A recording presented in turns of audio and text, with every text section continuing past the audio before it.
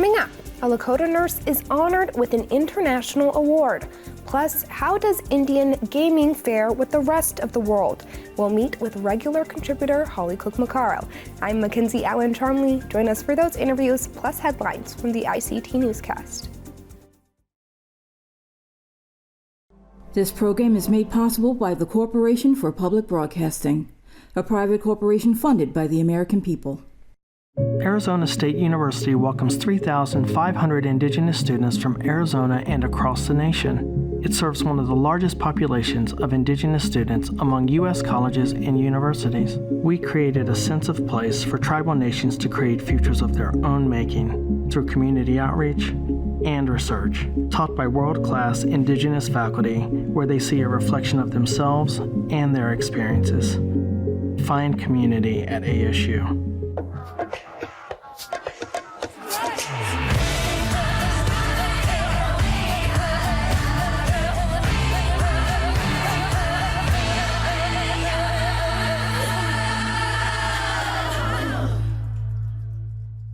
Chenangale, we're so happy you could join us. Aaliyah is away. We start in Nevada. Nathan Chasing Horse is back in a Las Vegas court to face child and sex abuse charges. ICT senior producer Vincent Moniz has the latest. On Monday, Nathan Chasing Horse was arraigned in Nevada on felony charges that he sexually abused and trafficked Indigenous girls. But before testimony from investigators and victims could be heard, the judge postponed Chasing Horse's bail. A change in lawyers was also announced in the North Las Vegas courtroom that was packed with supporters and detractors. Chasing Horse's alleged illegal activities date back to 2012 when he was working as a medicine man in Canada and the United States. And following similar allegation, the Assiniboine and Sioux tribes banished him from its Montana territory in 2015. Las Vegas Indian Center Executive Director Rulon Pete says pushing back testimony is a challenge for his alleged victims. A lot of times the people that are victimized, unfortunately, when things like this happen, it's just like, it prolongs it even more. And so to be able to see if they're going to get any type of justice, it just, when it's put on the back burner, it makes it a little bit more difficult for them to move forward. Prosecutors are also filing an additional 8th felony charge that already includes sex trafficking and sexual assault against a child younger than 16. In Bismarck, North Dakota, Vincent Moniz, ICT News. Chasing Horse's bail has been set at $300,000. In Washington, D.C., the Department of the Interior is announcing nearly $580 million for Indigenous rights claims. The funding comes by way of President Joe Biden's bipartisan infrastructure law and the Reclamation Water Settlements Fund. In a statement, Interior Secretary Deb Haaland said the agency is making sure tribal communities receive long-promised water resources. More than $13 billion from the infrastructure law goes directly to Native communities across the country. That includes $2.5 billion to implement the Indian Water Rights Settlement Completion Fund. This fund provides a solid foundation for economic development for Native communities that depend on common water resources. As of November 2021, when the infrastructure bill was signed into law, there were 34 congressionally enacted Indian water rights settlements. And now to the International Space Station, where the first Native woman in space took a live video call from 254 miles above the Earth. NASA astronaut Nicole Mann took the call with the U.S. Senate Committee on Indian Affairs. Nicole Mann became the first Native woman in space when she launched in October of 2022. Several members of Congress asked Mann a series of questions on her experience and advice she had for Native youth. These challenges will happen all throughout your life. I challenge you really to accept them and embrace them and learn everything you can from them and realize that they happen to everybody, even to astronauts on board the International Space Station. Well, the NFL's Super Bowl week kicked off this week with an opening night ceremony and with some Native players in Sunday's big game. Dakota McDowell-Wapakichi has this story. Creed Humphrey and James Winchester, two Native Oklahomans who are teammates on the Kansas City Chiefs, are making waves in the Indigenous community by representing in one of the world's biggest games. Humphrey, a citizen of the Citizen Potawatomi Nation, joins Winchester, a citizen of the Choctaw Nation of Oklahoma, as two Native Americans taking the field inside State Farm Stadium. They say they hope their appearance in the Super Bowl creates waves for Indigenous people. There's not a ton of representation of Native Americans in the league right now, so it's definitely been cool to kind of use my platform, just kind of inspire the younger generation to kind of chase their dreams. Having that connection with the Choctaw Nation is certainly special. On my grandma's side, it means a lot to a lot of people, and so I love hearing from those that I know down there, from Chief Batten to some friends that work there with the Choctaws. Humphrey, who hails from Shawnee, Oklahoma, and Winchester from Washington, Oklahoma, say their hometowns and tribes have their backs.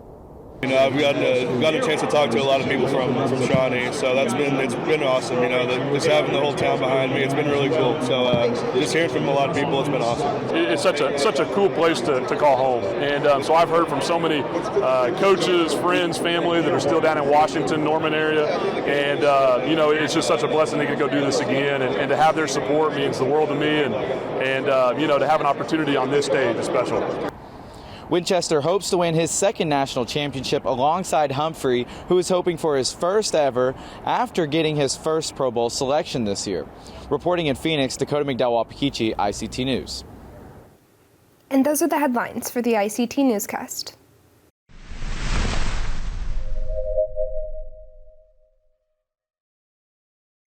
A Sicangu Lakota woman is being honored by Staffing Industry Analysts, global advisor on staffing and workforce solutions.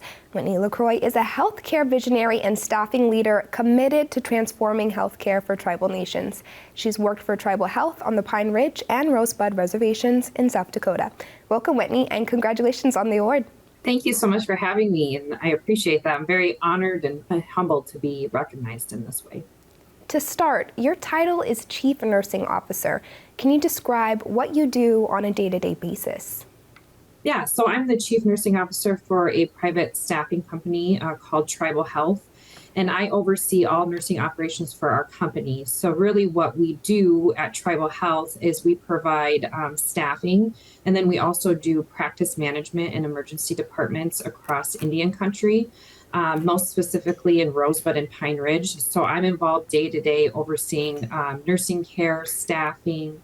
I assist with policy procedure management, and then just, overall interactions with those facilities and ensuring that we are providing quality patient care to the patients that we serve.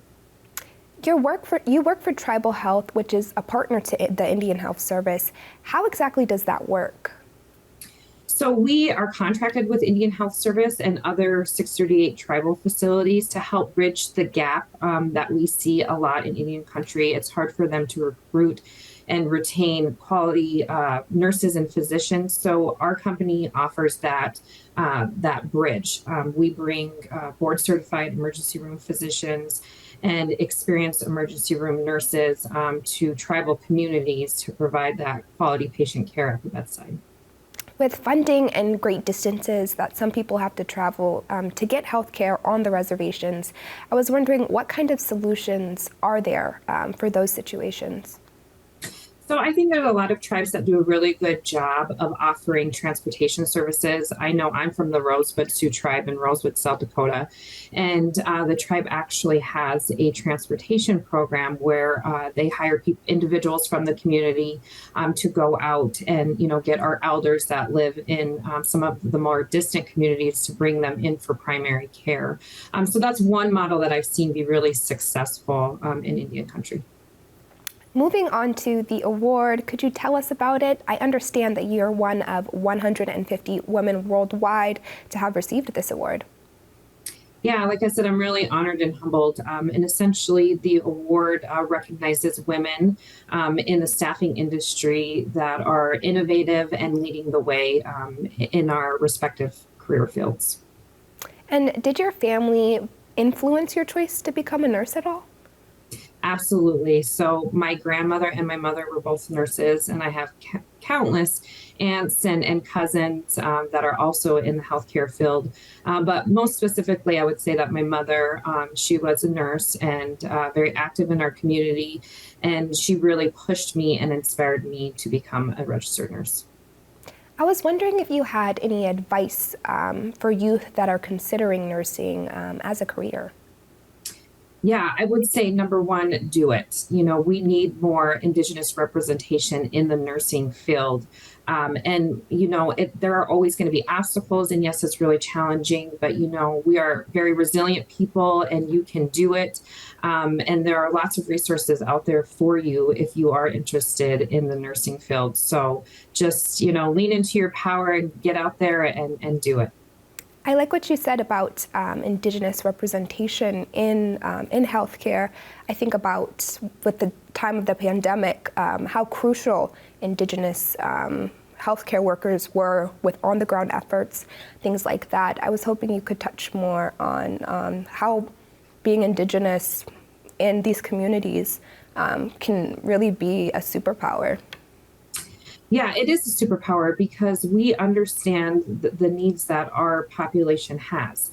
Our people, obviously we talk about culturally sensitive care, and I think what happens a lot of times when we have people who aren't from our community coming in and providing care, it can create some tension or maybe some misunderstanding. So the more representation we have from Indigenous healthcare providers, I think the better the care, the quality of care is at the bedside, because we do have unique needs as people, culturally, and we don't think necessarily the same way, I would say, that non-natives do when it comes to health. We think of health as being something that's like whole, it's spiritual, it's mental, it's physical. So when we have more people from our community providing that care, I think that the quality obviously will be very much improved. And throughout your experience within healthcare, I wanted to know if there was anything unique about why you love what you do. Is there like a particular reason why you continue to advocate in this way? Yeah, so I think when I went to nursing school, I worked for a big healthcare system for a year before I went back home to serve on the reservation. And I think there was a very stark difference from the care that was being provided in these other communities compared to what I found when I moved home. And in 2015, our emergency department in Rosebud was placed on diversion because we had so many issues with quality care and accreditation issues with the Center for Medicare and Medicaid Services. So leadership at that time chose to divert our emergency department. And what ended up happening is, we had individuals in our communities that lost their lives because they didn't have access to emergency services. And I was a staff nurse in Rosebud at that time. And I think that's the one thing in my career that has really been transformative for me and really pushed me to advocate for better healthcare in our communities as a result of that. So, I think I've had the opportunity during my time working on the Rosebud Reservation to have lots of wonderful experiences, but I think that it's still really at the forefront that we have to prioritize quality healthcare, and it's an everyday battle, but I'm very much dedicated to that. Well, Whittney, thank you so much for joining us, and congratulations again. Thank you so much for having me. The Shoshone-Bannock Nation is welcoming a new bookmobile to Fort Hall, Idaho. Roselynn Yazzie has this story. That's our future goal. Poor reading skills are a disadvantage for students in all aspects of academic achievement. The National Center for Education Statistics reports, as of 2011, on average, American Indian and Alaska Native students scored 19 points lower in reading than non-Native students at grade 4, and 13 points lower at grade 8. To promote literacy for the community, a new bookmobile will make reading materials more accessible on the Fort Hall Reservation. The project was made possible with a grant from the Idaho Commission for Libraries. The bookmobile design is unique to the tribes, which features artwork by tribal artist Paula Topsky and wording in the Shoshone and Bannock languages. Jessica James, 477 Education Manager, is excited to see the bookmobile be a part of the community. And so we're planning on taking the bookmobile throughout the communities here on the reservation, the district lodges, and having certain days being available for community. We want to do workshops and presentations. So it's really beneficial for the community. And it all really had started with, just seeing the levels of our reading scores with the youth. This is not the first time a bookmobile has served the area.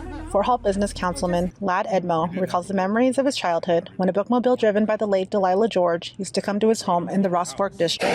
The bookmobile has a lot of purposes and uses. Educational outreach will be phenomenal with this type of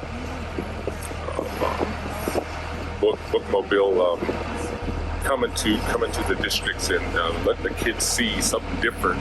It's like brand new and way different for our kids today. The bookmobile will be operating by mid-January. Patrons will be issued a library card to check out books. In Fort Hall, Idaho, Roselynn Yazzie, ICT News. It's called ICE 23, and a number of Native Americans in the gaming industry traveled to London, England to attend. Regular contributor Holly Cook Macarro has just returned from the International Casinos exhibition. Welcome home, Holly. Thank you. It's good to be back. It's awesome to have you back. To start, could you just tell us about ICE 23? Yes, ICE 23 is an international gaming conference that has a significant tribal track, as they call it, as well. It's a huge gaming conference, kind of on the outskirts of London, that has representatives from every gaming country throughout the world, and from vendors to operators to the owners, and the tribal track usually represents a mix of tribal leaders, of folks with expertise in regulation, in operations, etc. So it's a huge gaming conference in London, and the National Indian Game, or the Indian Gaming Association, formerly the National Indian Gaming Association, it was represented there with Chairman Ernie Stevens. The National Indian Gaming Commission was represented there with Chairman Simmermeyer.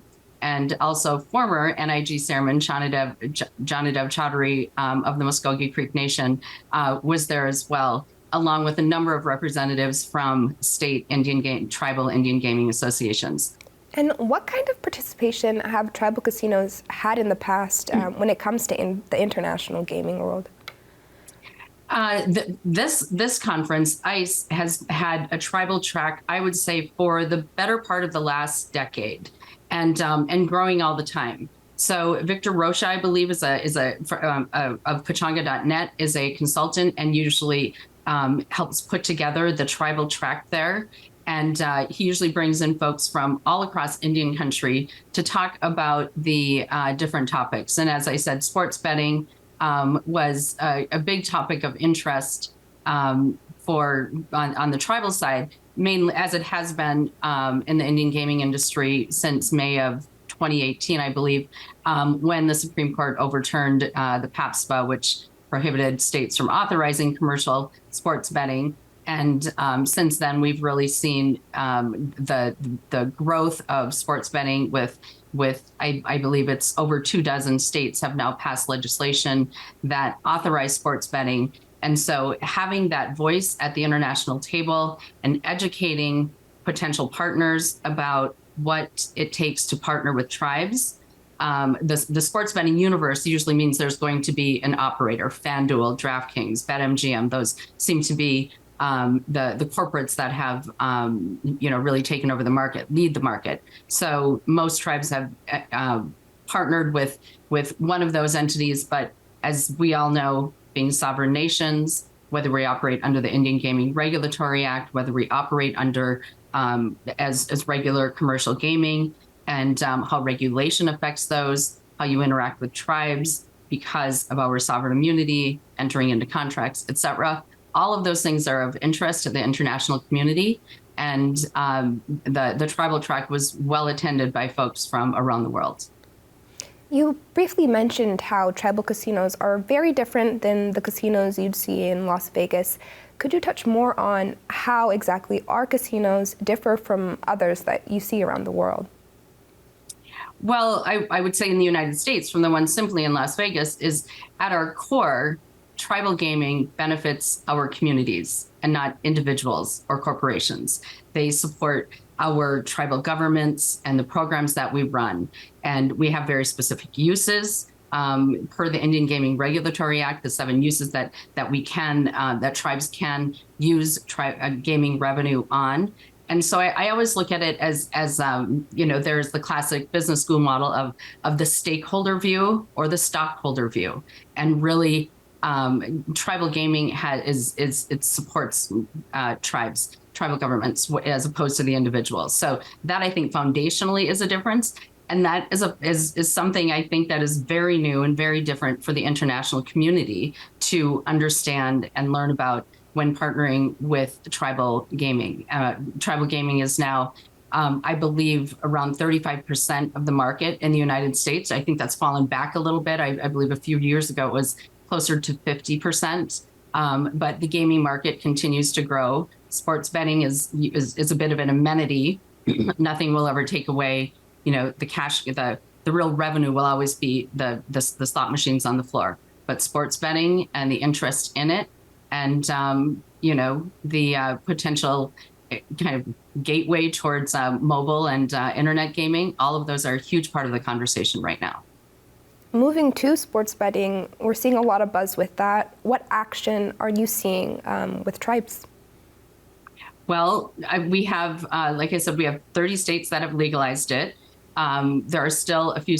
Minnesota, for instance, is introducing a bill. If it wasn't introduced yesterday, on Tuesday, it will be introduced this week. The tribes there are very active, and there have been several different structures considered in the United States where tribes have entered into sports betting agreements, from New York to Arizona,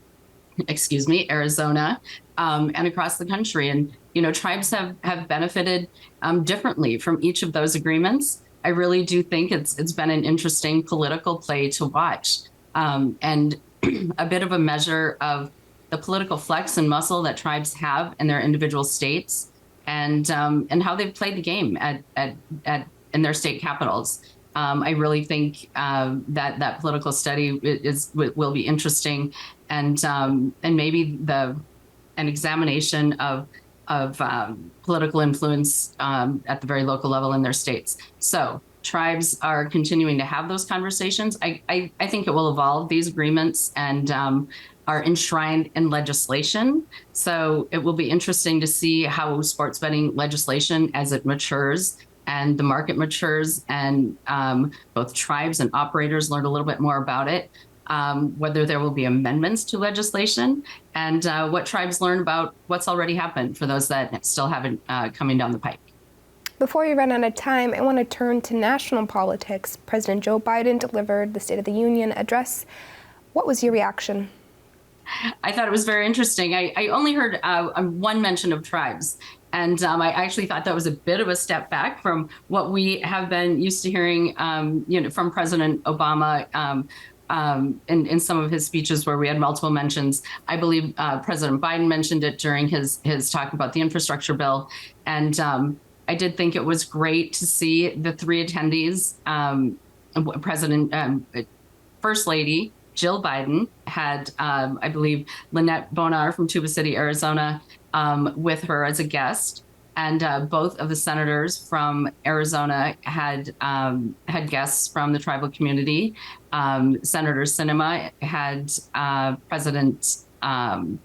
Governor Steve Lewis from Gila River, and Senator Mark Kelly had the new Navajo Nation President Nigrin with him as well. And I don't think it's any mistake that all of those guests were from Arizona, and we all know how big of a role that the Arizona Native vote played in the last election. People are paying attention.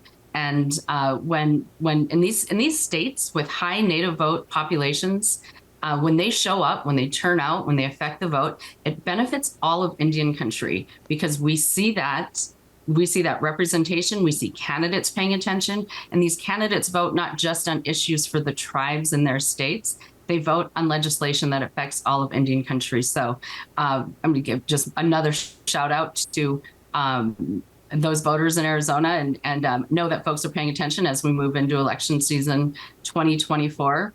The thing I like the best every year about the State of the Union is watching the president walk in, but I thought it was really great watching President Biden as he left, when he finished the State of the Union, all of the greetings, all of the relationships, all of the personal greetings he made as he was leaving and as he entered as well. But you could really see the depth of the relationships that he has in the Congress, particularly in the Senate.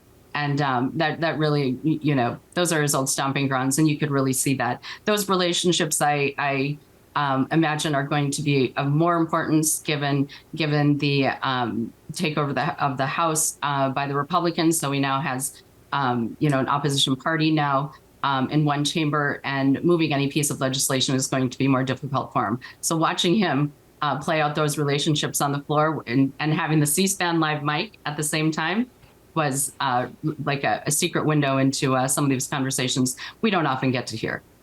Well, Holly, thank you so much for joining us again. Yes, thank you. And that's a slice of our Indigenous world. For all the latest, visit ictnews.org. From all of us in the newsroom, stay safe, my relatives.